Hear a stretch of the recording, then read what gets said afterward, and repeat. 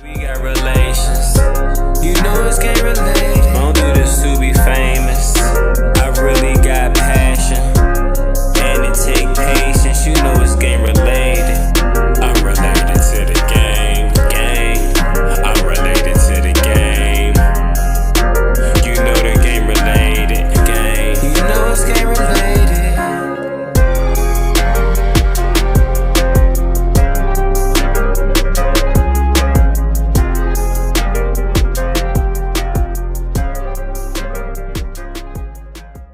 Welcome to Game Related, where we highlight opportunities and obstacles from former athletes with the thought process of giving future generations a better understanding about the game.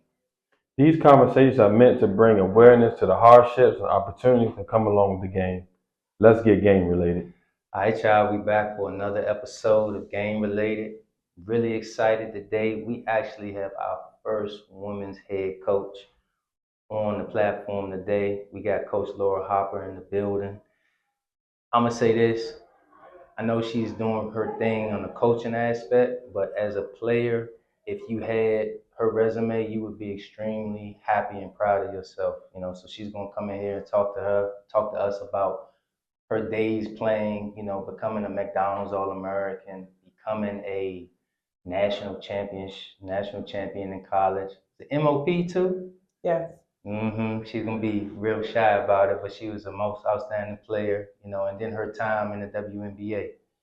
Welcome to the show.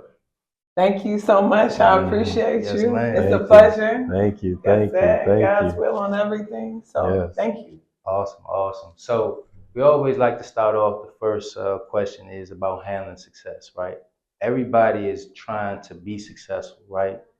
But once you get there, maintaining that level is a different story. What would you say attributed to you being able to maintain that level of success, and then, telling your players the same thing? How do you get them to handle success? Of course. I think first it starts with your parents, right? And I think my parents showed me from a long time ago that humility was everything and success is God given. So, ultimately never being satisfied and just kind of having no limits to where you can become. There's always better, right? And I think ultimately that's really been my mindset of I've never arrived. I still haven't arrived. Wow. It's just like, how do I keep getting better? How do I keep finding me, redefining me, and just making that the best version of who I can become in that present moment? Wow. That's big time. Let's talk about you talked about your parents real quick. What principles, were they really tough on you? Like, talk about your upbringing with them. Like, how did they have you in the house? Of course. So I'm a nerd. People don't know that. But my mom was a biology major. My dad was a math major, loved calculus. Okay. So, they had me in the house. It was basketball and books, and the Bible. If I can be completely honest, we just really didn't have that much time for anything less. I grew up in Philly. I played on Hank Gathers Court. I grew up playing in Mallory Gym in Philly, but ultimately my schedule was regimented. I didn't have any free time. Like, if I started getting bored, my dad would either write up math problems, my mom would send me to science camp, or it was time to run hills or something. Okay. I like that. Yeah. I think You've been busy. That's right. if my kids are watching this, I apologize because it's coming. It's covered. Okay, so let's go back to your high school days. I'm gonna mispronounce this. It's Cheltenham. Cheltenham. Cheltenham, I right? got you, Cheltenham. Yes. All right, let's talk about those days. And obviously, you were a good player at that time, but what made you successful? And also, because we're gonna talk about, your latter years. What were your deficiencies around that time?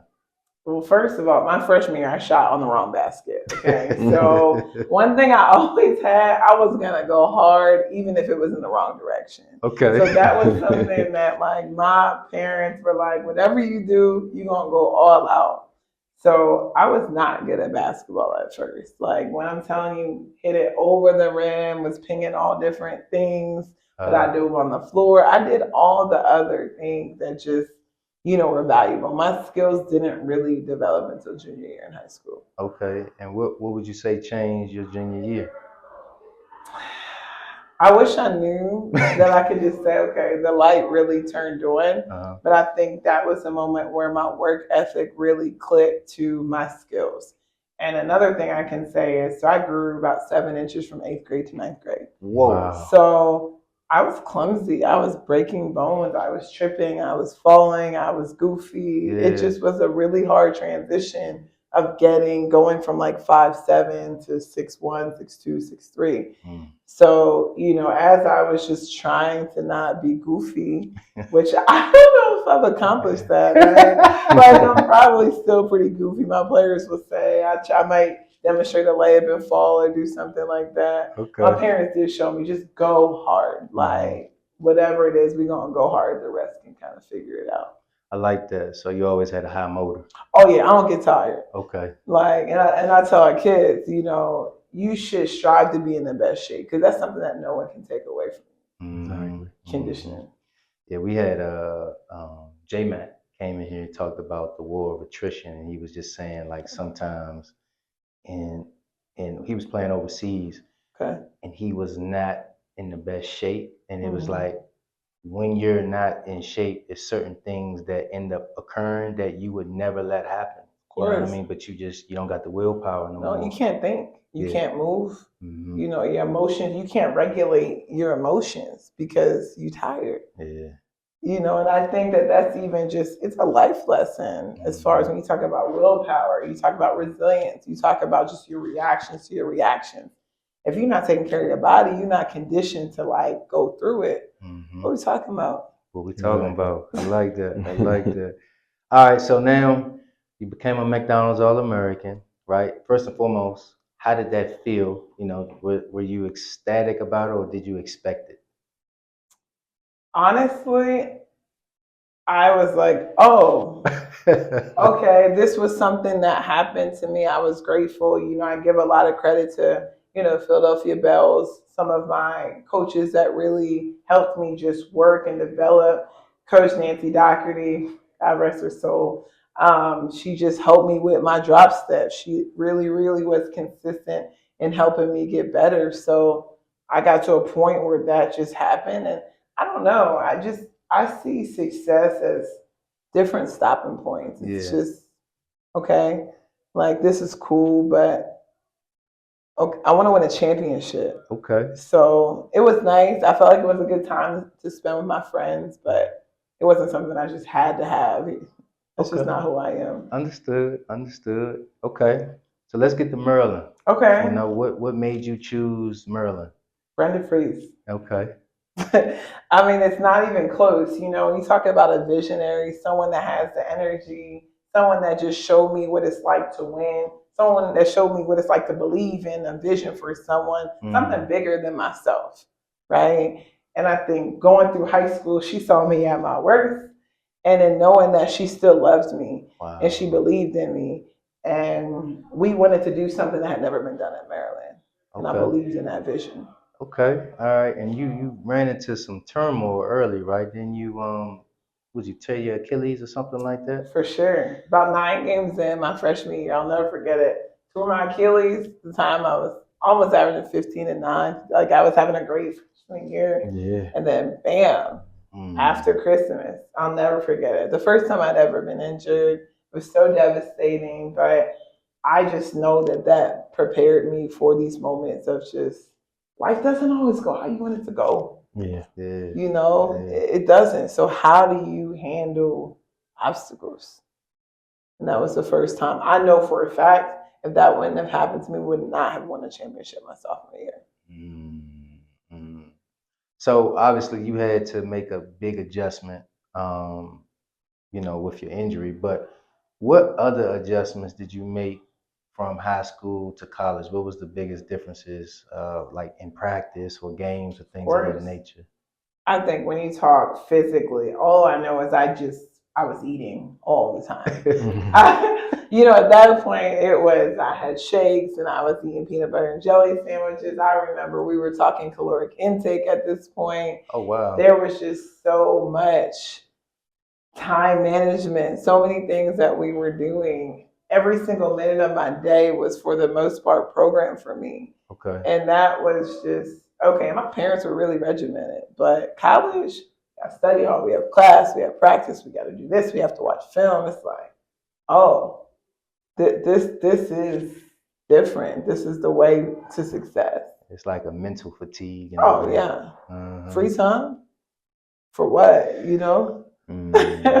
Yeah, but I guess once you got to that point, like from the upbringing, you was already prepared. They prepared you for this. Of course, Once you got to that point, yeah. So my parents definitely prepared me for this moment. My grandparents as well. Okay, shout out to the parents for Yes. sure. So let's get into the national championship. Like that was your sophomore year, right? My sophomore year, yes. All right. Going into the season, obviously you knew that you were a good player, but like as a team, did y'all knew at what point did y'all know that y'all was gonna make it to the championship and win it? Of course. I don't know if I can say at any point we knew that was going to happen. I Okay. think credit to Brenda Freeze of just giving us this confidence that was just undeniable that we could do anything, you know? So I was her second class. Okay. So my class was just with myself, Crystal Langhorn, Jade Perry, Ashley Newman. That was like our second class. And her first class, Shady Rob from Israel, she came through Kalika France. So we were kind of like, okay, we're coming through. Then our freshmen, you know, that was Christy Tolliver, Marissa Coleman. They came in, okay, we have All Americans after All Americans after All Americans. They're fearless. Yeah. Some of the best players to ever play, you know, at Maryland. It was just like, what do we have to lose? We've got everything it takes. And I was the last option, to be clear. Jeff Walls made that very clear, that I was the fifth option and I only got to shoot unless I made sure that 1, 2, 3, 4, and then if I got an offensive rebound, I needed to pass it back to all of them again before I got a chance. And, you know, looking back, I'm just like, that was the reason why we were successful, because I bought into my role. Yeah, we're gonna talk about roles a little bit later. Yeah, that's awesome. When Kalika France, she played at McNamara, and then Marissa played at St. John. So they were in our league. Okay. You know, so I remember them. I remember watching them. Of course. They were beasts. Yeah. Yes. Yeah. Now you go ahead. So one of the definitely one of the most important points in the professional career is selecting an agent. And so, how was that process for you? Did Merlin help with that selection? Was you with the same agent for your tenure playing? For sure. So Brenda Maryland did help in just guiding me to a trusted person in Boris Lachiski, who is with SIG Sports at this point in time. And I'm just a family person. I'm okay if this person does right by me, I stay. I'm not that difficult. I just want to do my job and play basketball and win basketball games. So I wasn't that difficult in that realm. My best friend, Tisha Penetro, is now an agent. So she also just, when I was drafted to Sacramento, she was an agent at the time. That's what she did after playing. But I didn't know that. Just always gave me perspective, you know, and just learning that realm of the game too. Okay. So talk about the preparation for the draft for the WNBA. Like, how was that whole process? Like, was you super nervous, excited? Like, how was that? Again, I'm an outlier. I was mad that we had lost. So I felt like we won a championship my sophomore year. The fact that we didn't win my junior, senior year, I still had the game. I was just like, okay.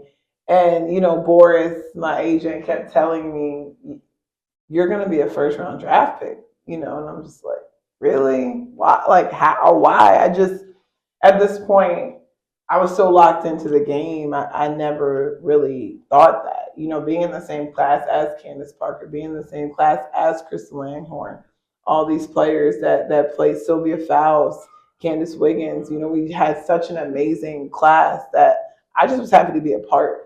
So I think looking back, you know, knowing Sheila Johnson, we were there in Tampa at her property. I really was like, wow, this is great. The way I think of things is so different to how they are now. So I was like, what am I gonna wear? We'll go to Express and get a dress, like, okay. Whatever. Who's gonna do my hair? Mom. Ooh, let's go. Okay. Yeah. Oh man. Definitely sounds so exciting. So once you became a pro, what was the biggest adjustment of being a pro, and like what was your expectations when you kind of going into it? How fast, how good these players were. This league was something I dreamt about my whole life. I know, just being and growing up and learning through the USA basketball pipeline, I was just blessed to be afforded opportunity to play with those caliber players, and knowing that I had a skill set of defending and rebounding and making layups, most times. But in saying that, that's what got me there. So I knew that that was my job, and I really kind of stayed into that was what I was supposed to do.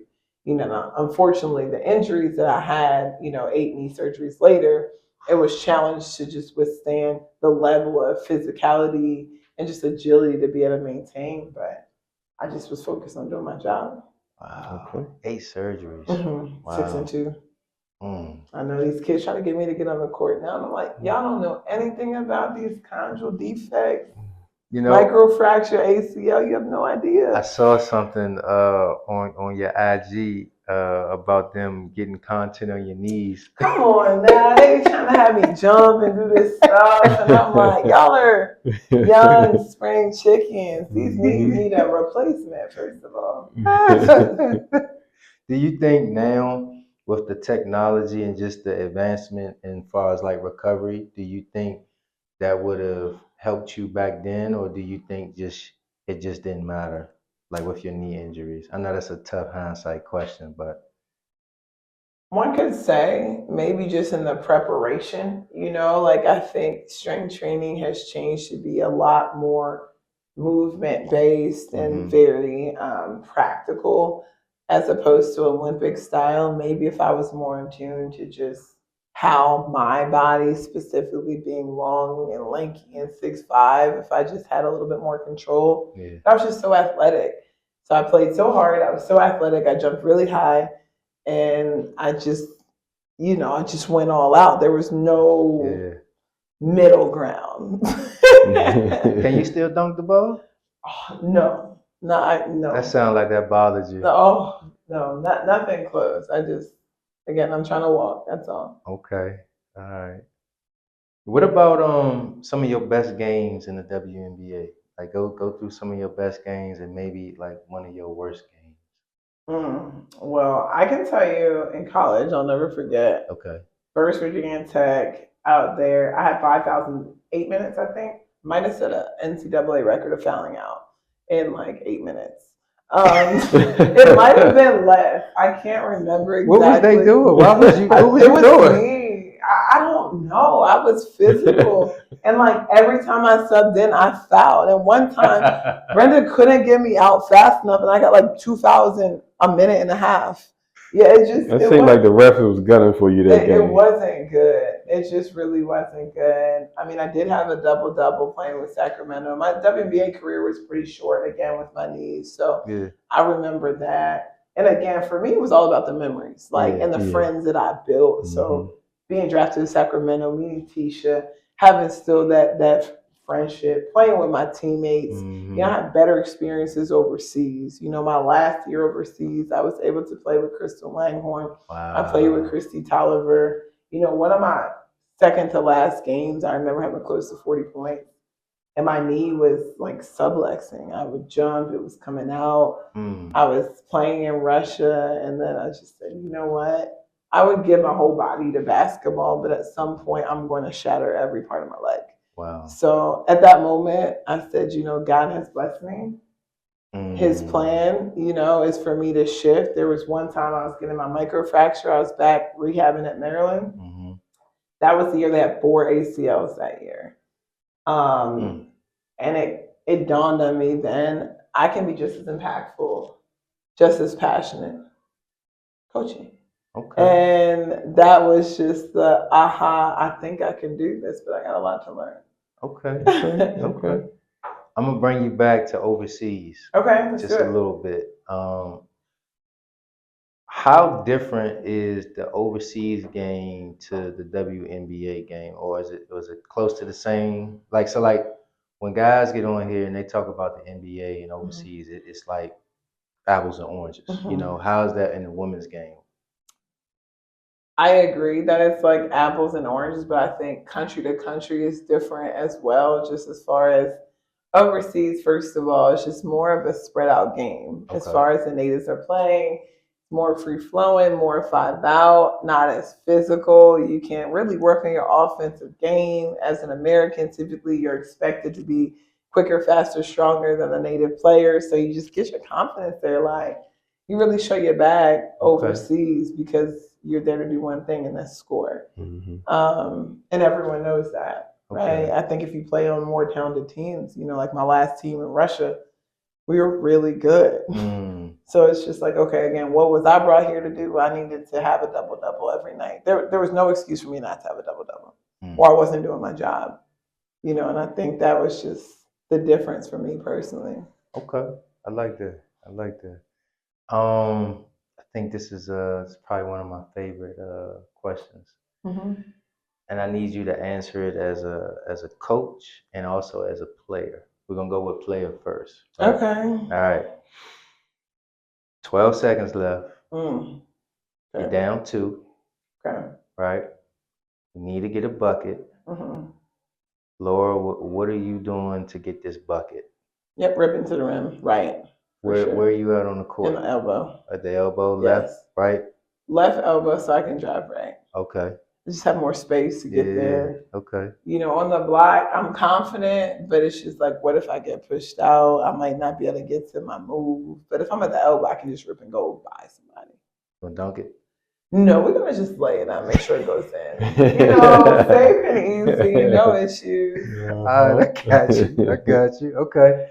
So now, as a coach, down 2, you get to draw up your play. I hope I'm not. You don't have to give me too much where somebody on the scouting report is gonna deem this. But what you doing? You going for the 2 to tie it up, or you going for the 3? What are you doing as a coach? Down to 12 seconds, I'm going for 2. We're gonna tie it up with the option to get fouled and to get an offensive rebound. So we're gonna shoot the ball with at least 4 seconds to go. Okay. Probably gonna play some kind of 2-man game action to see if we can force a switch. And if we can throw the ball inside, great. If not, let's give it to our best playmaker to go make a play. And if they don't, let's make sure our best, offensive rebound is getting there and hopefully kicking it back out. I love what you just said too. Shooting with 4 seconds, so just in case they miss, you got a chance to. Yeah, you can't rely on that. Just at 12 seconds, it's just a lot of time. That's time to set up a primary play. You also have a time for a ball reversal if you wanted to, but I'm like, no, we're gonna shoot it with about 4 seconds, and we're gonna get a chance for offensive rebound too. Okay, all right. Now you talked a little bit about your transition into coaching, or you thinking about coaching, right? Yeah. Was it right away, or how long did it take for you to realize I wanted to be a coach? Like, talk about that transition period. You had your injuries and you're sitting here wondering what's next.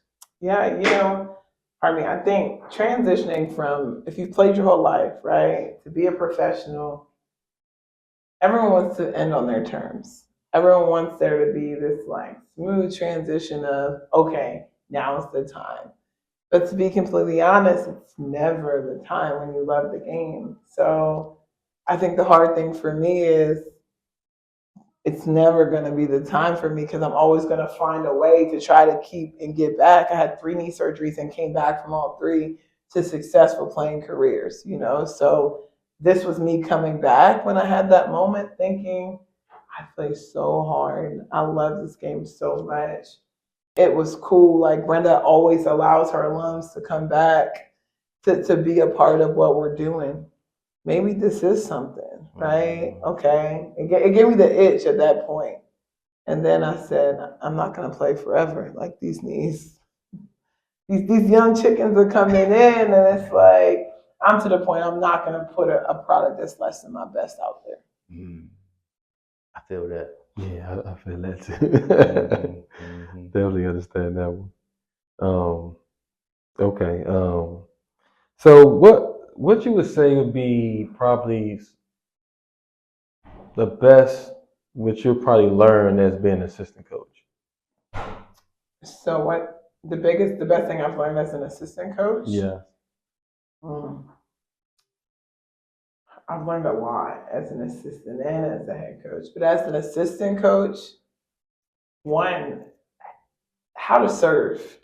I think it's really easy to think you know it all and to think you have ideas and think that you just could do the job better. I'm not saying that people think that way, but I think subliminally, just as a person in the game, someone that's working every day, you just have your thoughts and your ideas and your perceptions of what it's like to be a head coach. And I think, I work for quite a few different head coaches, and I just really learned like, what does service leadership look like? What do they need? How can I really establish my voice as an assistant, but still be extremely respectful to the person that I'm leading and complimentary, right?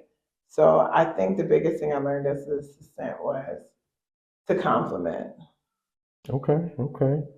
That's such a good answer. I think a lot of people struggle with that, Hmm. of getting your opinion across, but also not overstepping your boundaries of the head coach. That was strong. Yeah, I mean, you wouldn't have that opportunity if it wasn't for the head coach. So that doesn't mean that you don't have good ideas or opinions as an assistant, but there's just a respect level of how to properly communicate, and then maybe y'all can even collaborate and get to a new idea together. That's better. I like that. I like that. So in recruiting now, like especially on the prep level, what do you say would like is the biggest difference now today in basketball and for recruiting? So like when you were at Mount Bird. Mm-hmm. Mm-hmm. Again, I know I talk about my faith all the time, and going from University of Florida to Mount Bird, that was a really big adjustment. But again, I know that transition prepared me for this moment. I think at Mount Bird, one, they're boarding, so you're really becoming a parent of just what do they need? What are their medications? What are they allergic to? What if they're having a bad day? What if they're homesick? What's going on with their academics? When I was there, it was the pre-NIL era, so it wasn't as much of what it is now from a grassroots level, from a prep school level. But I was just right on the cusp of where we are now, and I'm grateful that I'm no longer there. Yeah. But I think it just was a big adjustment of learning that is the pre-step to college. Like Mount Bird is similar to a Division II, Division III college. So Wow. yeah, I mean, I was driving the bus, making the lunches, handing out the meds. As the head coach? Yes. Wow. Yes. Wow. I got like my CDL. Okay. I did not drive the bus. I tried. I had a permit. And then right as that, they knew better than to put me behind the wheels. I got the Coppin State job. Smart, smart, smart. So at Coppin State, so what do you think? And you said that you added to that program that you had success so fast. I believed in everything I was doing and everything that my players were. So many people told me not to take that job. 350 something out of 357 worst Division I college jobs. Everyone and their mom, except for my circle that believed in me, told me to not take that job. Brenda Fries, I called her and she's like, "What are you talking about? Yes, you take that job. This is a chance to run a program, to be a head coach. You're a winner. You can be successful. You're going to win there." And I was like, "Oh, yeah, right. I'm gonna win here. It's in the DMV. It's home. There's so many players here in this area that just want to be successful, and I think I didn't see Coppin for what the outside perceived Coppin State. I saw Coppin for the gem that it was, and that was my UConn of being a head coach. Okay. You know what that sounded like to me? It sounded like you ran to so some people run from coaching. right? And you ran towards it. You know what I mean? Like, I'm gonna take this opportunity on. You know, I'm gonna instill my will and my traditions, my winning ways, my confidence into this program. And you looked at it as an opportunity, not as an obstacle. Of course. Yeah. Winning 2 games my first year, that was hard. But I knew, we're going through COVID. I'm like, if I can coast through COVID where we're at with all of these challenges, with all of this adversity, it's gonna set me up and prepare me for something bigger, at some point. It was just like trust the process, Laura. Believe in these girls, pour into this program. Give them what you feel like they truly deserve and need. Okay.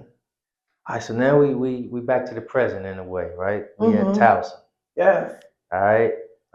This is your second or third year? Going into year 3. That's right. Lucky Going into number year 3. Okay. Congratulations. Thank you. Talk about the type of player you're looking for with your recruiting. What are you looking for? What attributes are you looking for? Dogs.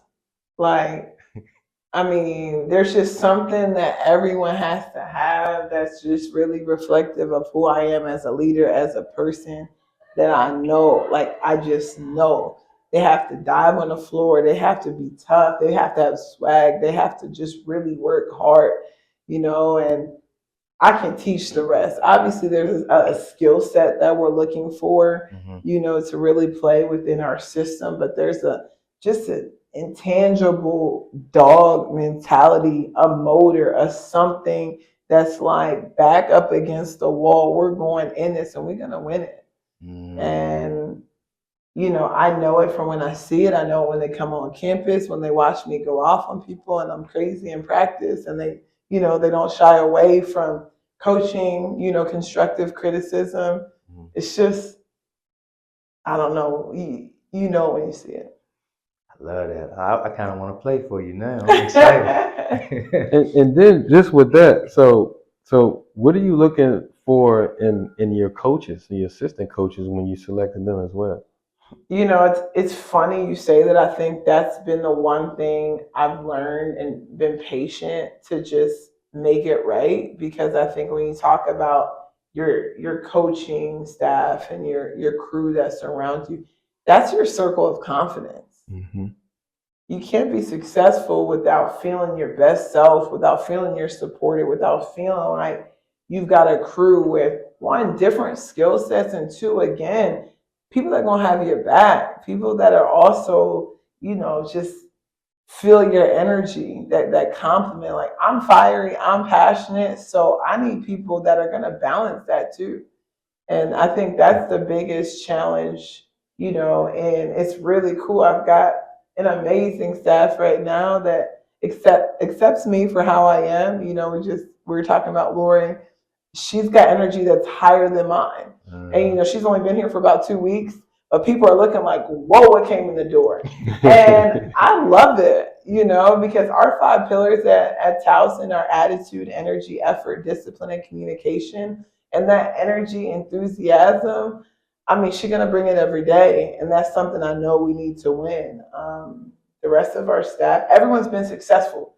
That matters to me, being successful. So, like myself, being successful at the University of Mary, Eric Atkins, being a Hall of Famer here in Baltimore, being a successful point guard at Notre Dame, Kalia Johnson playing at Duke, 4 20-win seasons there. We got Zion Sanders, played at Iowa, went from 1 year being a walk-on all the way up to being what's it called, a captain. So, like, she has that servant leadership in her that really, our director of operations is part of the Towson program, has been with me the whole time. And like I said, then you got Lori, 19-year head coach, 3-time coach of the year. This is a circle of success that allows me to confidently be my best and true, authentic self. And I think in this mid-major realm, it doesn't exist like that. Wow. It really doesn't. And they're locked in, they're bought in. The kids feel that. It's cool. For the first time, I'm like stepping back and they're running stuff. And I think now my kids, my players see that, like there's really a trusted circle here. That's a great question. Yeah. Great answer too.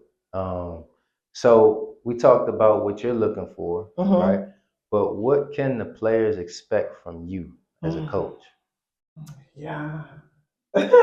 Real, raw, authentic love, tough love at that.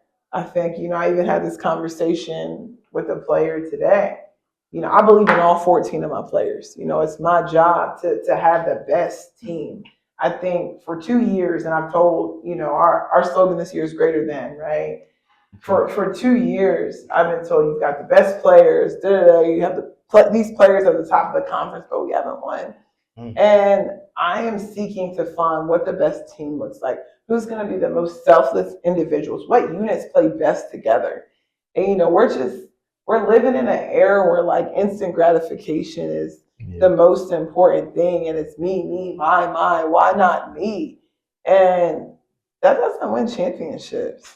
Facts. So, it's hard sometimes to have those real and true, authentic conversations, but I'm just seeking for the best team. I love that. I love that. I love that. Okay. So he asked you, Rennie asked you about being an assistant coach and what did you learn? Like, what have you learned now? This is your fourth or fifth year as a head coach. Like, what have you learned being a head coach? How long do we have? I think there's so much.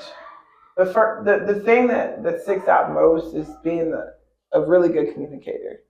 I think we have so many ideas in our head of like how we want to do things, but it doesn't matter if I can't communicate and portray that vision to our staff, to our players, to our administration, just everyone being on the same page. And I think just respectfully always getting all 14 and 15 players, getting all 5 to 7 staff members, getting our trainer, getting our nutritionist, getting our dietitian, getting our strength and conditioning coach, talking to our sport administrator, making sure our AD knows everything that's going on. So I think the biggest thing is getting all of us on one accord. That's Towson's accord, right? And I think it's so easy when you get into this job. Well, this is what I want to do. No, it's really what the university wants to do, right? Under your leadership. And I think that's just a really big lesson that I've learned. Yeah, leadership is definitely about serving. It's not the other way around. I think when you're a leader or the one out front, everybody thinks is, well, you just do as I say. You know what I mean? But people are trusting you to guide them. You know what I mean? And I think that's a big flip once you are out front, just making sure that everybody's comfortable, in their roles and you're listening more, you know what I mean? Trying to make sure that you're understanding everybody's nuances and trying to solve problems for everybody. For sure. It's also like acknowledging that you're not perfect. And, when you make mistakes, hey, I made a mistake. Yeah. Like, that's my bad. Yeah. How about a little grace? I say that to my kids a lot. Yeah, I'm not going to be perfect. I might have hurt your feelings in that moment.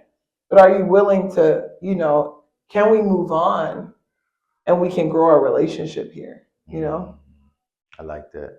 I like that.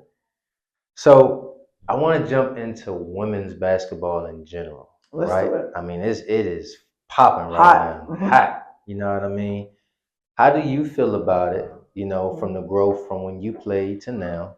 Yeah. Let's just start there first. I'm gonna come up with some other stuff, but I want to know how you personally feel about the growth. One, I love it. I'm grateful to be a part of this movement and, being a part of it, just coaching during this time. I think, women's basketball has been a really ugly stepchild for a long time to men's basketball and a lot of other sports. We haven't been paid equitably. We haven't been televised, right? We haven't been marketed properly. The WNBA is not even close to where it should be when it comes to professional sports. My first year in the WNBA, I want to say I was barely making $50,000. Wow. So to know that I went through this process with the sport, this game that has saved my life, that's afforded me so many opportunities. It's like, let's go, let's ride this wave. I'm grateful to be a part. how do we learn and grow from these moments, these opportunities? Okay. And what do you feel is the next step to get the WNBA or women's college basketball to the next level? What's the next step from your perspective? The revenue. We got to get the money. How does that happen? Advertisements. We've got to get more marketing. More people need to invest in this game, in this sport. We have to get more television opportunities, more just deals with other players, and watching how Caitlin Clark has just really revolutionized her brand and just brought a lot of eyes to our sport. Some people have viewed that as a negative. I'm like, this is great. Yeah. Yeah, definitely positive. This is great. People are talking about what we're doing, and she's done an amazing job of just going out there, doing her job, and expanding what people thought. I mean, people have no idea where this can go. Yeah. This year, so much has happened in this last 365 days. Yes. I mean, I watch a lot. I mean, me and my wife, we watch a lot of women's college basketball. Like Okay. my daughter will sit there. I mean, we did our brackets, and I probably, I'm trying to think of. I don't want to put everybody out there, but like I watched so much basketball, women's college basketball this year. It was amazing, and I really got to like start to understand some of the players' moves and stuff like that. I was like, here it comes, like the what's the point guard from Notre Dame? She was a freshman. Hannah Hidalgo. I mean, Lord, I would watch her on defense, and I'm just like, please she's- watch her. She's a dog. One of my players actually played alongside of her in high school, so it's pretty cool. I was able to watch both of them. Yeah. So it's almost like the women's college game had more stars than the men's college game, at least from my perspective. They did. And, we've got our local hero and Angel Reese, and just seeing her expand her brand too and her notoriety, and everyone deserves this. I think that's my thing. Why are we hating? Let's congratulate. Let's just continue to grow this game in a way that the game deserves to be grown. I agree. I definitely agree with that. Who are some of the players that you watch and that you like that's playing in the league now? Well, growing up, obviously, I idolized Lisa Leslie. So that was back in the day, almost 40. As far as who I'm watching now, it's really cool to see the dominance of the point forward position. So I love watching our MVP, Asia Wilson. How can you not enjoy her dominance? What Stewie has done for our game as well. I'm partial to, the 6'3", 6'4" of the world. I mean, I think Nafisa Collier similarly, this year's defensive player of the year, what she's doing. A beast. And it's like she has kicked through this stage and it's like, I'm here. And I love that. Not to say, I love the guards too, but I just think I'm partial to the in between. Yeah. She's a dog. For sure. She's a dog. She's a dog. So, what's your thoughts on the role that social media plays now within the game, like the pros and the cons? I have a lot of thoughts. I think people need to use social media to their benefit and utilize social media as an avenue for them to catapult whatever they want to present themselves, right? But I also think that privacy is precious too. So, we're in this world where everything has to be photographed, videoed. Your relationships are going through social media, then you take everyone off of social media. It's just, for me, I really struggle, of what's the balance. Even now, I want to market my team. I want everyone to know who Towson Women's Basketball is, right? And everything that I do. But does that mean that I need to post every day? That's exhausting. But, maybe I need to try a little bit more because this is extremely important to me. So what is the balance? I think it's important for people to figure out who they are truly and authentically as a person before they try to like fake become someone with who they think social media wants them to be. But I don't know. It's like people are paying for followers and likes. And okay. Do you feel like your players struggle? How do you get your players locked in on that social media aspect? You know, I think social media is affecting this college generation in a big way because these comments, you know, people they're commenting, they're saying nasty, derogatory things, you know. They're also saying positive things, but there's just so much chatter, so much talk. They're checking. And you know, there's a dopamine rush that comes from being validated via social media. And there's nothing I can do about that. Yeah. So what's your thoughts on NIL? Because it's crazy now. Does it make it hard for you to recruit? 100% we're in the Wild West. Everyone knows it. But ultimately, I do believe players deserve to be compensated for their work. I believe they deserve to be compensated for their brand, for their name, for their image, and their likeness. I have no qualms, no issues. But my challenge is for people that love the game, like myself, that came through an era of like, you did it for the game of basketball. I just don't want to lose that. So how do we balance that where it's not all about one thing? We don't have people sitting out, you know, because their NIL obligations aren't being fulfilled. You know, I think that's the big challenge now. Yeah, no, I definitely agree with that for sure. And when we had this conversation, they was saying that it was just taking the power away from the coaches because you have this high profile player come in and it's like you almost have to go and kind of follow them, and the power struggle kind of, you know, the leverage switched a little bit. Yeah. It for sure has, but like anything, it's evolve or die, right? So even for myself, how can I learn? How can I grow? How can I meet my student athletes in a place where they feel understood, where they feel heard, where they feel valued, right? If I were coaching the same way I was 10 years ago to now, I wouldn't even have a group, right, to even to follow what we're doing. And obviously at Towson, it's a different struggle than some of, you know, my counterparts in the Big Ten and in the SEC. So, you know, we're just all trying to survive over here. Understood. And then, so we always talk about training culture and how, you know, it's definitely oversaturated. Everybody's a trainer. And a lot of training culture gets a bad rap. What is your kind of thoughts of the training culture? And because a lot of now they say, you know, the kids losing their instincts. They just learning about making certain moves as cones. Things are not being kind of situational basketball taught that, and it's not game related.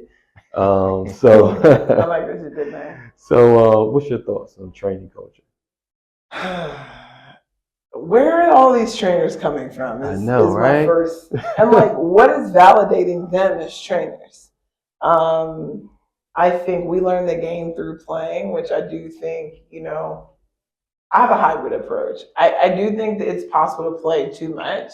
I think some of the AAU, you play 15 games in a weekend, is ridiculous too. You need to learn some skill development. But I just also think there's so many trainers out here getting money and doing all these moves that, for what? Can you score? Come on. Like, what's your main move? What's your counter move? Can you even, I mean, people look at me when I say drop step like I'm speaking Korean. And that's sad to me, you know. I think there's value to training, but not over the fundamentals, not over just the feel of the game. You know, people don't play outside anymore. I mean, it's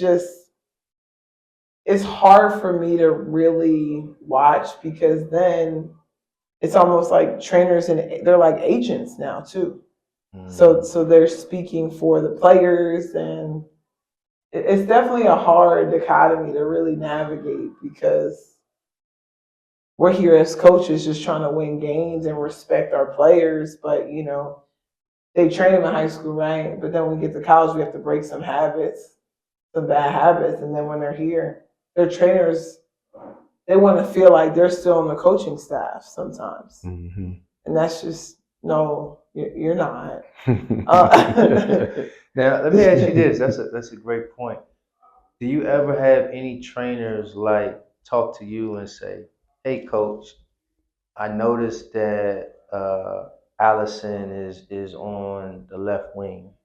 Like, what should we be working on? Like, you know what I mean? Because I don't think it's going away, right? But like how you talked about your staff, like learning to work. You know what I mean? And like, is there ever a chance where you feel like you can help guide the trainer to what needs to be done when they're working with the kid in the off season? Yeah, I do think there's a level of collaboration there that can help and happen. And for me, I'm like, okay, as long as you're doing something basketball, that's cool. But I also think there's a level of just, there's no shortcut to playing basketball. Yeah. But then, I think there are some really good trainers too. So it's, to me, it's just everyone can't be a trainer. Right. But how do we utilize, can you become a better ball handler? Can you, establish different reads better? I believe it takes more than one person to really give you the feel and the reads. Like, do they have extra people going with them? Basketball is a 5-on-5 sport, so when it's 1-on-1, yeah, you're doing some individual moves, but are you really learning how to play with the team? Yeah, I see that a lot. I got some guys that play overseas, but they're from overseas. They're from Sweden, and they'll come in the summertime to work with me. And then we got some guys that are from here. Okay. And the guys from overseas will say, we don't do a lot of skill training. We do a lot of team stuff, team concepts, right? But the guys here do a lot of individual stuff, but not a lot of team concepts. So, trying to find that right mix, it's something that is really noticeable now. Yeah. So balance. Yeah. If you can ever have some. Yeah. So, do you like ginger? As like the root? Yeah. Of course, like ginger tea. Yeah. Or just like the spice. So sushi? we got a game that we about to play. Okay. It's called Either Or. Either or, okay. Right? And I have to eat the ginger? Get no you water. answer both.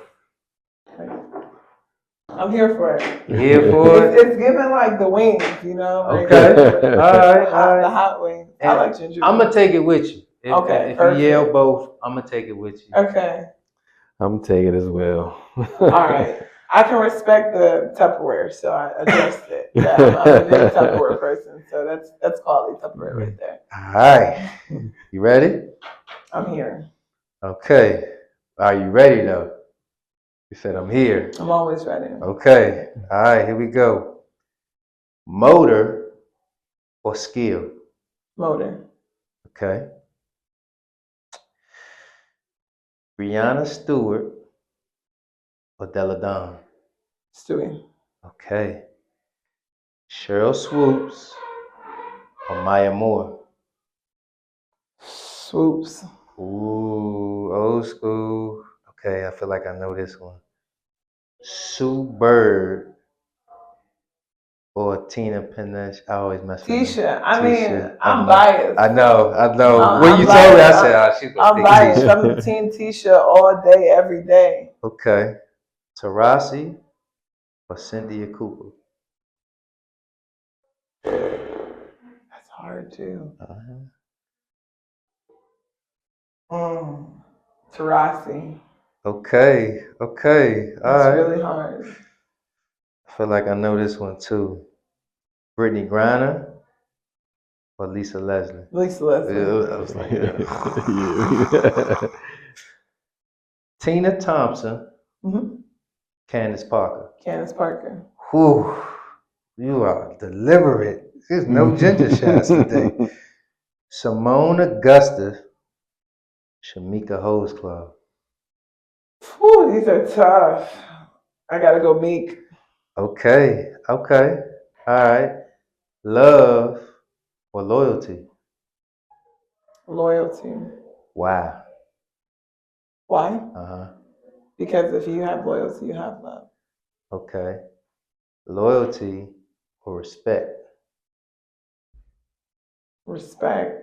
Because if you respect someone, you're gonna be loyal to them and you're gonna love them. Okay. All right. MJ or Bron? MJ. Okay. You got through all of these. Good job. That was easy. Right, Yeah. that's what I'm talking about. He's I so did not happy. want to take the ginger. He Really? is so Mhm. happy. You got through. Well, that was good. Very deliberate. Those were hard though, but you gotta just go with it. Coop and Tarasi was a hard one. Money Loan and Meek. Sue Bird, obviously, but I should have added Crystal Langhorn in there. yeah, Man. you I already shoulda- know. I mean, I just celebrated Tisha's birthday Yeah. 2 weeks ago. Yeah. So That was I'm good. loyal. We talked about loyalty, right? Very Mhm. much. I heard it. I'm loyal. I heard it. I heard it.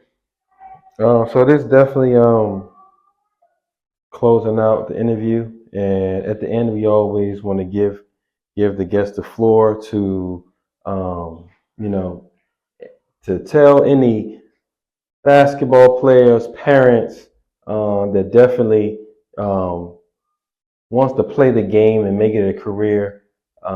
Just give your last remark. Of course. Well, one, thank you for having me. This Thank was just you. a joy, a pleasure. I think anything you do, just do it with all you have, right? Give your max effort. You know, people probably look at me when I say motor over skill. That's a resilience element for me, right? You can get through every and anything you possibly try. If this is what you want to do, put a plan to do it, right? If you have to prepare to plan or you plan to fail, you don't have any, you can't just say you want to do something and don't plan to do it. And I think there's nothing you can do. You know, no one can tell you that you can't do something. You have to believe in yourself and you can't depend on someone else to believe in you for it. I love that. I love that. Yeah. Someone else can't want it more than you. No. And they also can't deflect you from your dreams. Mhm. Love that. I love that. All right, y'all. Well, stay tuned for another episode, man. Make sure you guys subscribe, like, share, comment. All right. And make sure, Coach, where are you on Instagram? Let's go. At Coach L. Harper, at Towson WBB. Need everyone to pull up to the games this year. You won't be disappointed. Right, Okay. that's right. All right. And don't forget, everyone, stay game related.